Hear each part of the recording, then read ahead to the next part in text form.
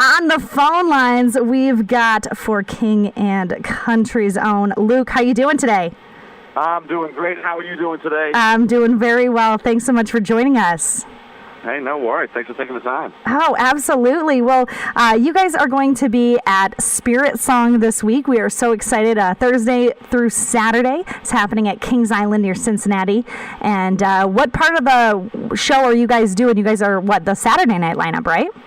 I think so, and hoping to bring everything that we've got is the idea. sadly, when it comes to being a musician, you only have kind of one show, so you don't really get to change it up very much. So we're excited to come and hang out with you guys. Okay. Well, what can we expect for this show then? If it's, what you always do, what is that? Well, it's funny. You always, for us, you're always trying to bring as much energy and passion as physically possible, if you will, and you take as my brother Joel and I, and then there's 6 others, and you put them all on stage with a couple of Red Bulls, and something explosive seems to happen. And then we've always got the fun little gadgets. We've got the LED walls, and we've got the lasers, we've got different things like that. And so we really, people often ask, like, what's your intent with all this? And I'm like, dude, my intent is to be as entertaining as possible, because when you have something to say, people listen if you can get their attention, and that's what we want to do. We feel like that we've got something to say to people when it comes to hope, and you got to try to get their attention, because these people are going to stick up their phones. Phones are pretty entertaining these days as well. Yeah, we're all kind of like stuck on our devices recently, and it's so easy to just get consumed by those things that are in front of us. And we do see so much media, we see so much entertainment, and not all of it is uplifting, not all of it is encouraging to our faith and to our walk and into our lives in general. So, really sometimes you have to go with the lasers and the everything, the huge spectacle to get people's attention. Yeah, I mean, look, and I think for some people, you want to make sure that you do what we do as Christians with excellence. I want people to be able to come to a show and say, man, there's just something about the way that those guys go about things, that they seem to be in touch with something else. And obviously we know what that is. We know we're in touch with Jesus. But I ultimately hope that people walk away with the hope of Jesus from a performance. It's not about lasers, but if we can use those tools to get people's attention, then let's do it. Yeah, absolutely. Well, speaking of doing things with excellence, I have to commend you guys on your unofficial music video for Joy, where you're walking around in the Magic's arena. That is absolutely phenomenal.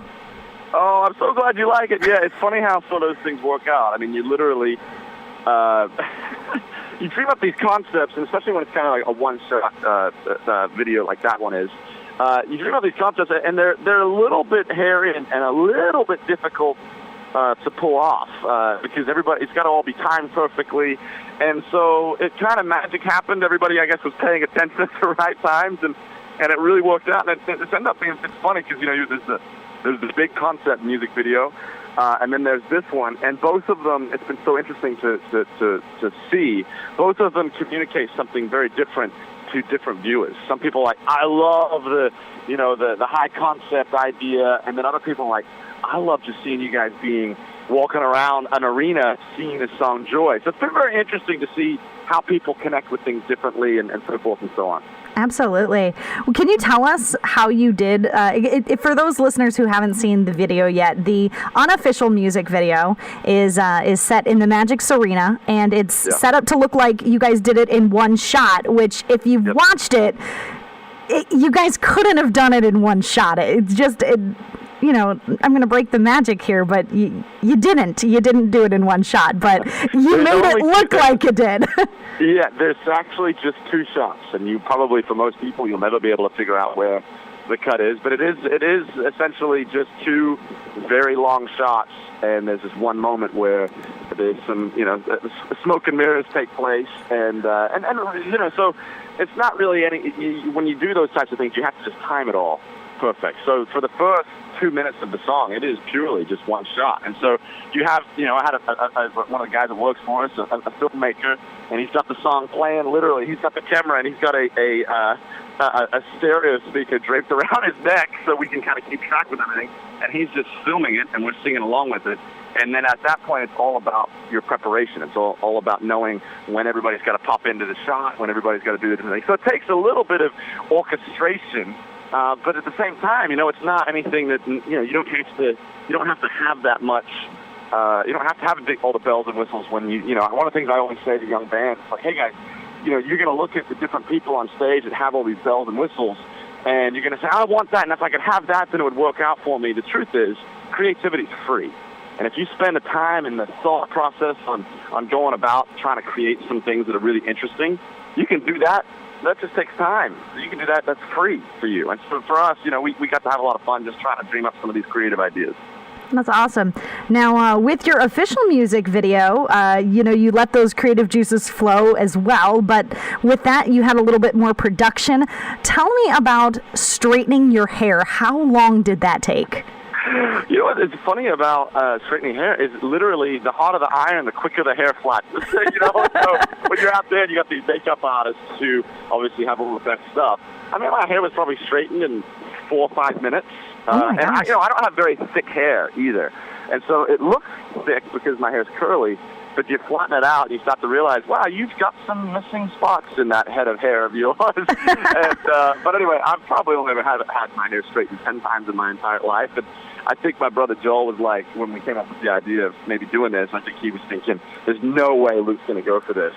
And you know what? When you get like a tongue-in-cheek music video like that, I think it kind of helps. Kind of get into that character, because you're not taking yourself seriously when you've got a straight head of hair and wearing an orange suit. Well, it's another phenomenal video from you guys, kind of doing the whole 60s newsroom thing. And like you said, it's really just trying to get people's attention and hopefully, really bringing home the message of what you guys are trying to say. So tell me a little bit about Joy and this song. Why did you guys write it? Yeah, so several years ago, we were when we started working on this new project, we met with somebody from our label, and he was like, "Hey man, I'm just curious, what's the concept? What are you thinking theme-wise is going to be happening for this album?" And Joel and I looked at each other and we're like, "There's something about joy, like this not this like Christmas joy, like this, hardly fought for joy. This, count it all things joy when you experience trials and tribulations type of joy." And he was like, okay, interesting. And so we went to write with a friend of ours in L.A., and we were like, hey, man, so what are you thinking? What do you see for this album? And, we just were intrigued to see where his mind was at. And he goes, he's a British guy. He goes, I think there's something about this word joy. And we had not spoken to him about this. So it was at that point where we realized, oh, man, there's really something to this. And I think for us, what we've realized is you have to choose joy in the mornings, or else, every day, or else it's just too easy to get sidetracked by all the different things that take place in life. Absolutely. Well, what would your advice be for teenagers this summer as they are waking up, every day? They don't have school to go to. Most of our listeners are youth and young families. So, how do they choose joy in the morning, or is there something else specific that you can kind of share with them as your words of wisdom and advice? Man, one thing I would say is be in touch with community. I mean, you kind of addressed it earlier, but being on video games, being on your phones, we all have those things, and we all enjoy those things to a degree. But if that is everything to us, and that's where we're trying to find community, well, for me, if people are anything like me, that usually makes me feel sad after a while. But what brings me joy and what makes me realize and have great thankfulness is when I'm in community with other people. That's something to me that I go, oh man, that's where I find joy in going through the different aspects of life. It makes me go, I can share this with somebody else. This is a special thing to share the experiences that I've had. So this summer for you young folks, man, make sure you're doing it in community. Make sure you're asking people about serious things in life, because that brings, in my mind, breeds joy. Now, you are part of a large community. Just you were born into a large community, really. You have a huge family. So tell me about kind of how you create that community around you, be it family or, selected family. How do you do that? Well, I think it's kind of similar to what we said. We try to be intentional, with our time. These days, if you're not intentional with the things that have taken place in your life just floats on by you. And so to be able to take those moments, for Father's Day, my entire immediate family got together, and we just shared some stories about our dad. Our dad was like, hey, I want to share a story about each of you kids when you were born, and just the kind of who I saw you guys to be as children. And man, that stuff bred just such a deep sense of community. And I loved hearing, who doesn't love hearing stories? So I loved hearing these stories about all of us when we, couldn't remember who we were as kids. And so I think the biggest, answer to that all would be being intentional with your time. Don't allow life just to float on by. Be intentional. If you want to go do something with your family, or you want to ask them a question, do it. And even if it's hard, do it, because it usually breeds something very special. Well, thank you for sharing that.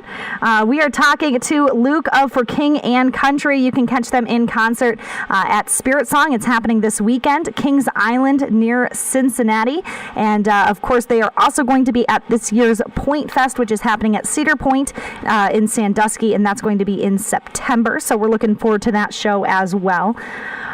Luke, you did mention your album, and you said that it's probably going to center around joy, and you guys have kind of pushed this album release back date a couple times. Can you tell us anything else about this album, or are you keeping it under wraps? There you go. Well, the good news is we're basically finished. It's out to kind of mix and get mastered now. There shouldn't be a whole lot of changes from here on out, and so in the next few months, you'll be hearing much more about when it's coming out.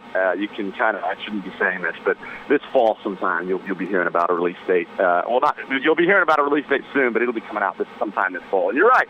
We pushed it back several times, and, I would rather get the art right than rush it out and it be half-baked. So we've put a lot of time. We've been working on this thing. It's fascinating to me that you can work on a project for a year and a half and there only be 10 or 11 songs on an album, but every song means something, and everything. Every song is special to me. It's not up to me to whether or not it's going to resonate with people. It's up to you guys.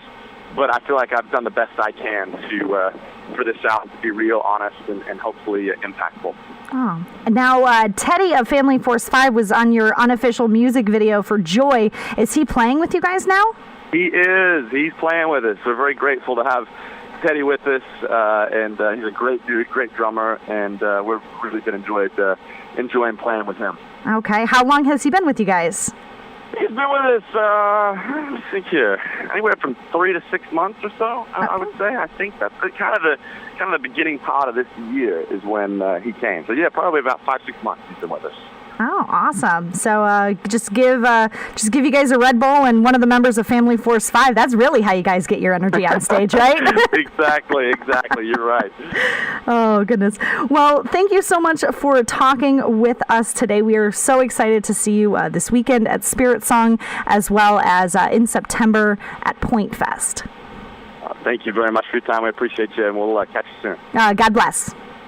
You as well. Bye-bye.